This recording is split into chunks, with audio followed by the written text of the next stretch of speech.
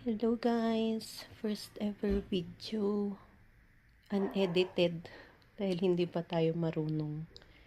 Yung ipapakita ko ngayon is mga random lang, yung mga bagay na hindi ko natapos from last year. Bale, binigay kasi sa akin ng kuya ko yung Switch niya, yung pinakaunang version pa yun. Tapos, bumili ako ng mga games. Ayan. Pinakaunang game na binili ko is Stardew Valley. Napadpad ako kasi sa YouTube. Tapos, napunta ako sa mga cozy gamers. Kala ko cozy gamer rin ako, hindi pala. In-start ko yung Stardew Valley. Kaso, medyo hindi ko siya nataypan.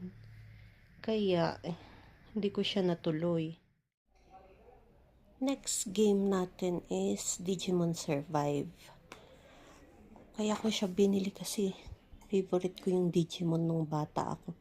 Natapos ko actually itong game na to kasi naka-easy mode lang tayo. Hindi kasi talaga tayo gamer. Tapos, ano siya? Anong tawag doon? Turn-based RPG plus light novel, kung tama man yung term ko. Tapos, next game, complete edition na Digimon Cyber Sleuth. Yung Digimon, mga ganyan. Huwag niyong pansinin yung Arinola dyan sa, lagayan ko yan ng coins. Digimon Cyber Sleuth. Tapos, actually, ito natapos ko eh. Digimon Cyber Sleuth na dito sa baba. Yung kwento ko dyan is, nalaro ko na siya dati dun sa PS Vita ng aking kuya. As usual, sa akin napunta yung PS Vita niya. Sa akin napupunta yung mga napaglumaan nila ng mga gadgets. Kasi maliban talaga dito sa cellphone ko, yung mga PS Vita, Nintendo Switch, tsaka laptop, galing dun sa mga kapatid ko yan. Tapos, hindi ko natapos sa PS Vita ito eh.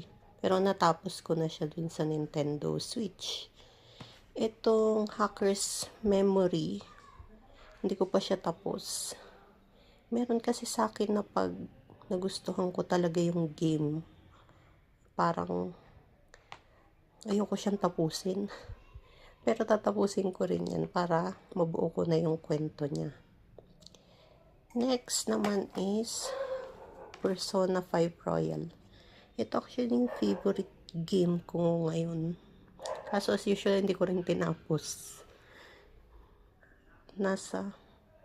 I think nasa fourth boss na ata ako nung tinigil ko siya. Ayan. Tapos, yung last game na nabili ko last year is Shin Megami Tensei 5. Gusto ko sana yung golden, kaso hindi siya available dun sa pinagbilhan ko. Kaya ito na lang binili ko. Ayan. Inumpisahan ko siya kaso wala, hanggang umpisa lang. Ang tagal kasi niyang mag-load dun sa Nintendo Switch. Tapos sinearch ko, yun nga medyo matagal nga daw talaga siyang mag-load dun. Ayan. Minadali ko na yung video guys kasi may party ata sa kapitbahay. Hindi ko lang sure kung mahahagip ng cellphone yung ingay sa kabila. See you lang guys. Thank you. Bye-bye.